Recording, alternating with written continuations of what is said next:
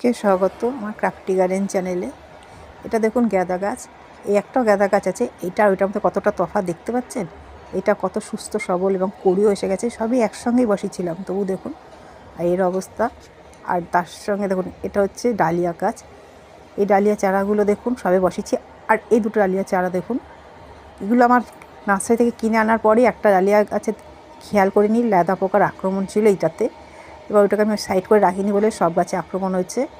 আজকেই যখন ডালিয়া দুটো আমি সাইড করে দিয়ে দেবো ওষুধ দেওয়ার যেই খাবারটা মানে ওটা দেবো, তারপর কিন্তু কী করবো বলে এরকম রোগ লেগে গেছে।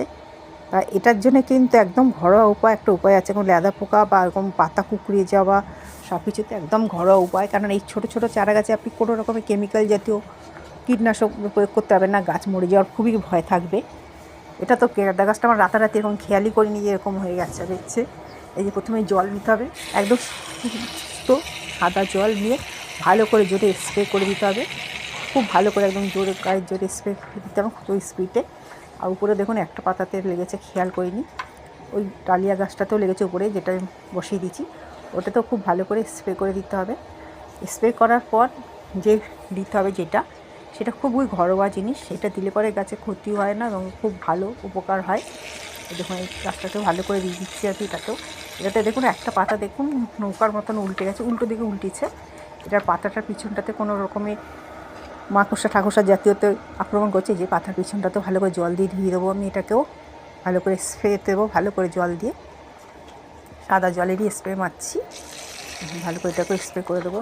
যেসব গাছে এরকম অ্যাটাক করছে সেসব গাছকে আগে ভালো করে জল দিয়ে ভালো করে ধুয়ে নিতে হবে পরিষ্কার জল দিয়ে। এই যে দেখছেন এটা নিয়ে এসেছি, এই শীতকালে কিন্তু এটা প্রচুর ভালোভাবে পাওয়া যায়। আমাদের তো শীতকালে আমি নিয়ে এসে রেখে দিই, যেখানে যেখানে দেখি সবাই আগুন পোয়াচ্ছে। কাঠের ছাই কিন্তু এটা, এই কাঠের ছাইয়ের সঙ্গে যদি আপনি 1-2 ফোঁটা ক্যাসিন তেল মিশিয়ে নিতে পারেন খুবই ভালো হয়, না মশালেও চলে কিন্তু মিশিয়ে নিলে একটু বেশি ভালো হয়, অন্তত গাছে এই পোকামাকড়ের ক্ষেত্রে।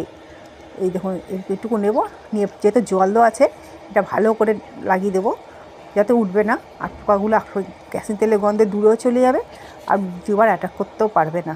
আর এটা আপনি যদি ক্যাসিন তেল না মেশান মাটিতে পড়ে গেলেও কোনো ক্ষতি না, খুবই ভালো কর এটা। কিন্তু এখন যেহেতু এগুলো অবস্থা খারাপ, 2 ফোঁটা ক্যাসিন তেল মিশিয়ে নেওয়াটাই বেটার হবে। আর এই যে মেশানোর পর এই যে ডালিয়া চারাগুলো দেখছেন এগুলোকে আলাদা করে দেওয়াই বেটার হবে, আমি আলাদাই করেই দেবো। কিন্তু গাঁদা গাছটাকে তো আলাদা করা যাবে না, কারণ একটাতে আমি 2টো করে গাঁদা পুঁতেছি, তা গাঁদা গাছটাকে আমাকে এখানেই রেখে দিতে হবে। তো এটা নিয়ে একটু আমার ভয়ের ব্যাপার আছে, কিন্তু বাদবাকিগুলোকে আমি একটু আলাদা করে দেবো। আর আপনি চাইলে এই ছাইটা 2-3 দিন জলে ভিজিয়ে তারপর ভালো করে চা ছাঁকনি দিয়ে ছেঁকে ওর মধ্যে 2-3 ফোঁটা ক্যাসিন তেল দিয়ে এবং প্রত্যেক কটা গাছে চারা গাছে দিলে পরে কিন্তু এরকম পোকামাকড় আর ধরবে না, সেই ভয়টা থাকে না। কিন্তু সেটা তো করবোই, কিন্তু আগে এই গাছগুলোকে আমাদের তো ঠিক করতে হবে। এবং ছোটো গাছে কিন্তু কীটনাশক দিলে গাছগুলো খুব মরে যাওয়ার ভয় থাকে। এবং কিছু ছাই মাটিতেও ছড়িয়ে দেবো যাতে মাটিতেও থেকেও কোনো রকম পোকামাকড় অ্যাটাক করতে না পারে। আর এর মধ্যে কিন্তু ছাইয়ের মধ্যে কিন্তু প্রচুর প্রচুর পরিমাণে পটাশ আছে।